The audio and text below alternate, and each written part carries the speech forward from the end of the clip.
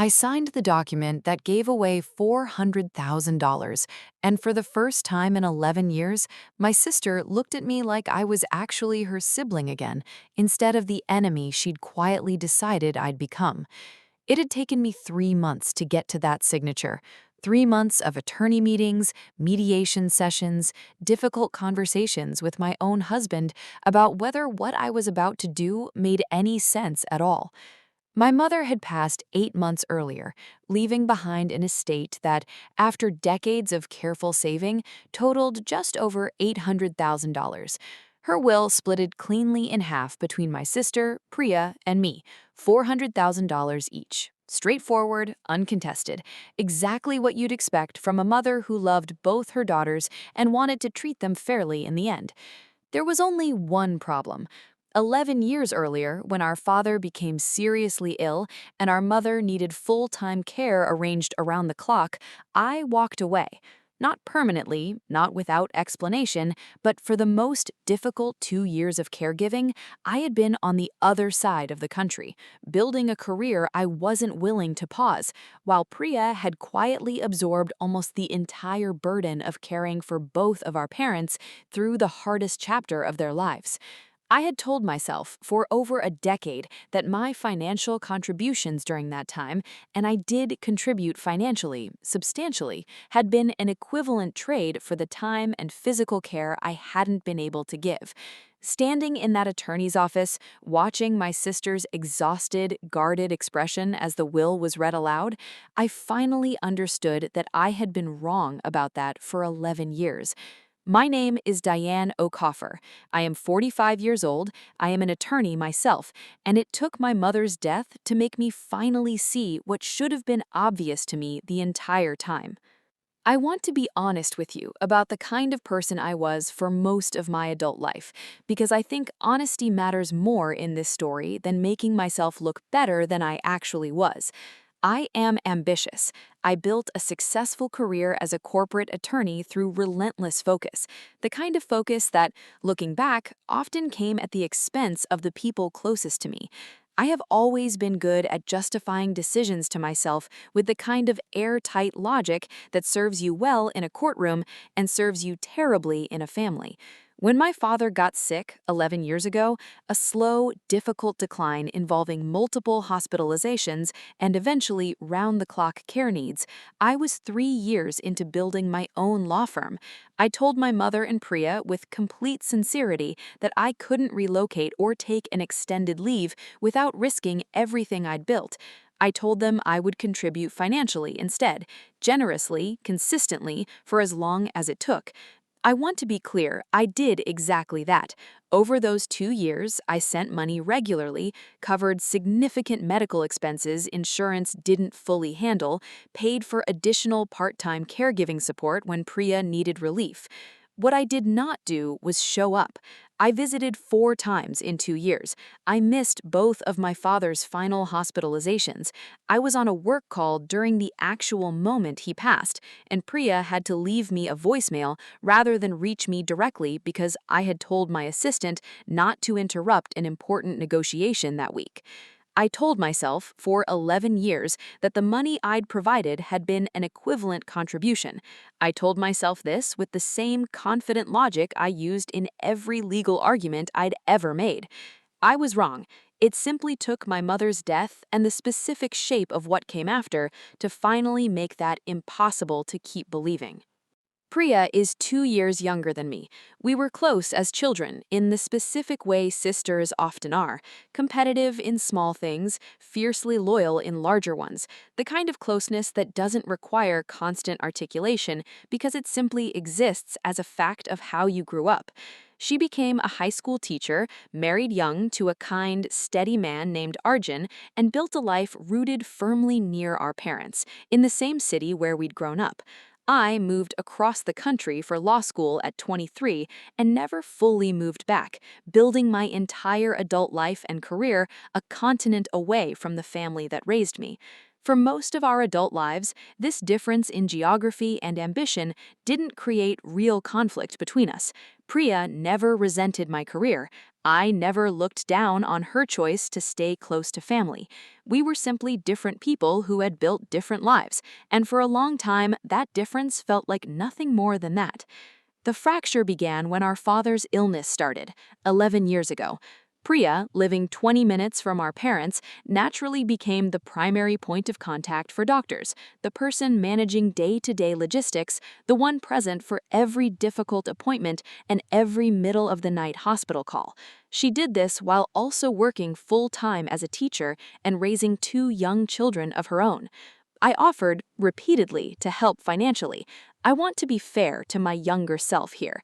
That offer was genuine, and the money I provided was real and meaningful. It covered things that mattered: specialized equipment, additional caregiving hours, expenses that would have created serious financial strain for Priya and Arjun otherwise. But money, I understand now, in a way I genuinely did not understand then, is not actually equivalent to presence. It does not sit with someone during a frightening diagnosis. It does not hold a parent's hand during a difficult procedure. It does not absorb the slow, grinding exhaustion of being the only sibling physically present through 2 years of decline. Priya never explicitly confronted me about this imbalance during those 2 years. I think, looking back, she was simply too exhausted to have the kind of difficult conversation it would have required, and too committed to keeping peace within our small family during an already painful time. But something shifted permanently in how she related to me after our father passed.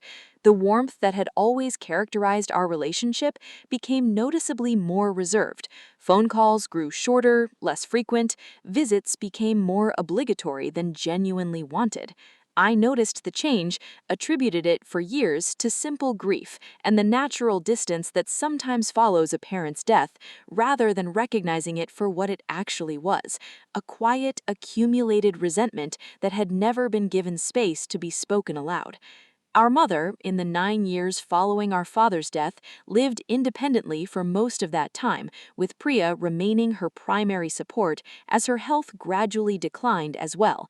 I visited more during those years, having learned at least partially from how I'd handled my father's illness, but the foundational damage to our relationship with Priya had already been done, and I don't think either of us fully realized during those 9 years how unresolved it actually remained. Our mother passed 8 months before that attorney's reading, after a relatively brief final illness that Priya once again managed almost entirely on her own, while I flew in for the final 2 weeks and told myself that counted as meaningful presence at the end. The will itself contained no surprises. Our mother had split her estate evenly, exactly as we both expected, exactly what felt fair on paper. What surprised me, what genuinely caught me off guard in that attorney's office, was watching Priya's reaction to the reading. She did not look relieved or grateful or even particularly engaged with the financial details being discussed. She looked tired in a way that went beyond simple grief. She looked like someone who had been waiting for years for someone to finally acknowledge something that had never been properly named. I asked her after the meeting if she was okay. She said simply, "I'm fine, Diane. I'm just glad it's over." Something about the specific way she said "it's over" stayed with me for days afterward. Not "I'm sad mom's gone," not "this is hard," just relief that an exhausting chapter had finally concluded.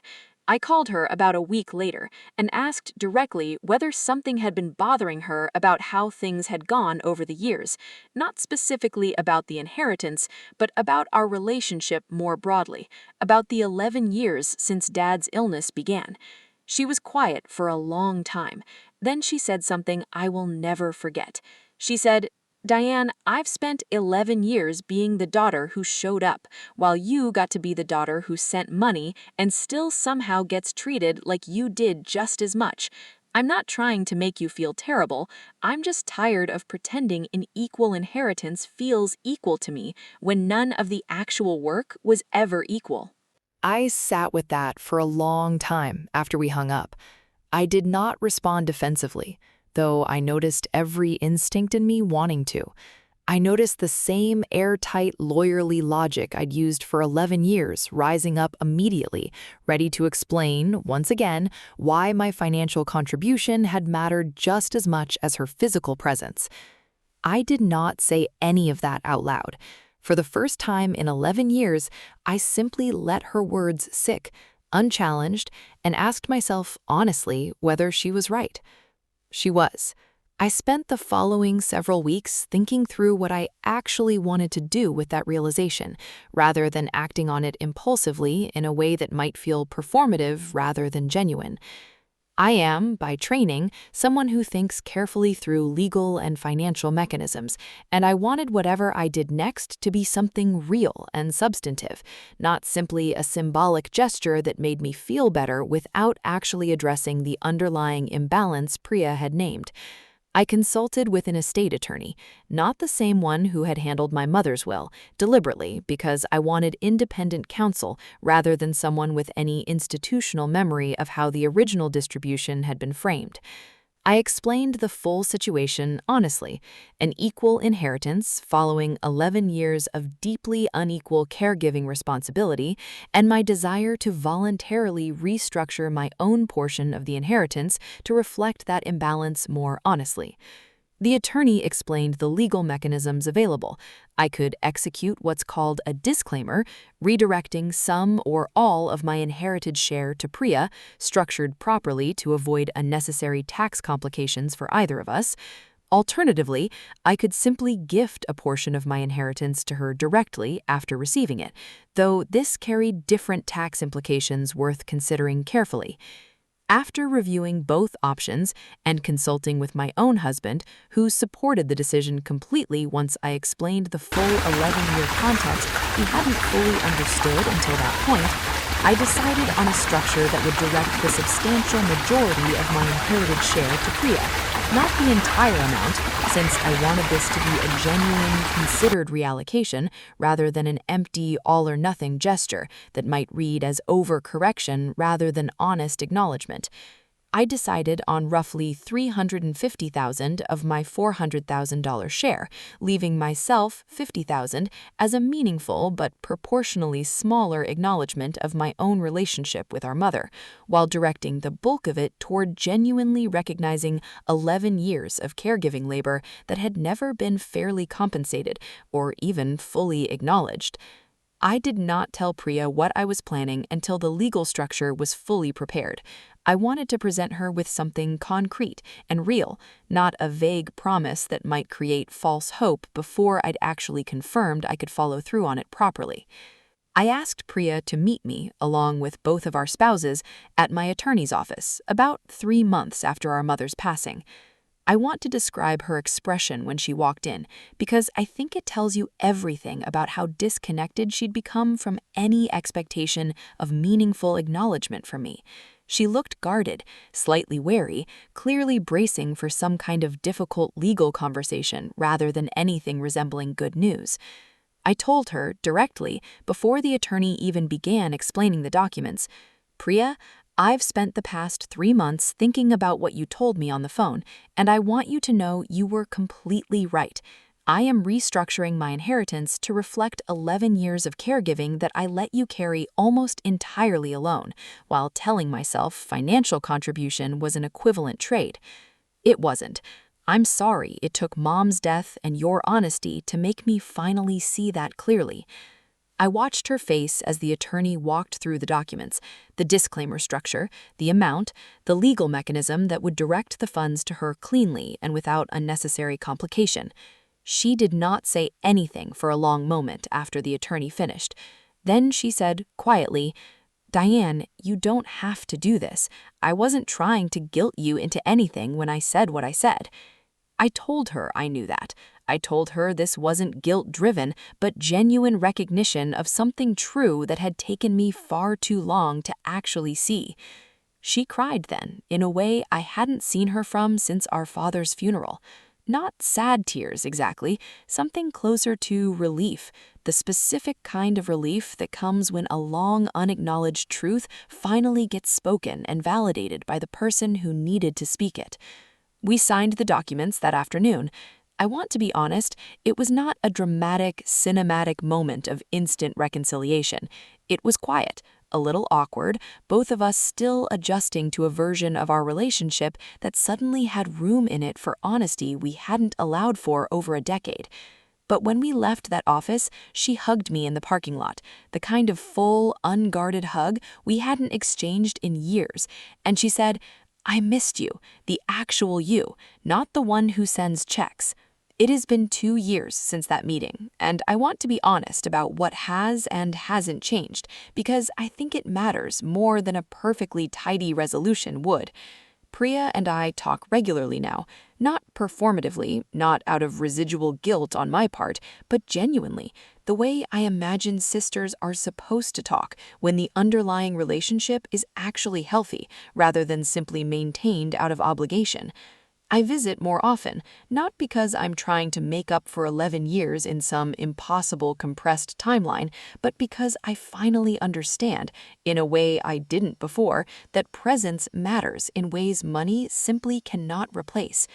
I used the remaining $50,000 of my own inherited share to establish a modest scholarship at the high school where Priya teaches, specifically for students who are also primary caregivers for sick or aging family members while completing their education.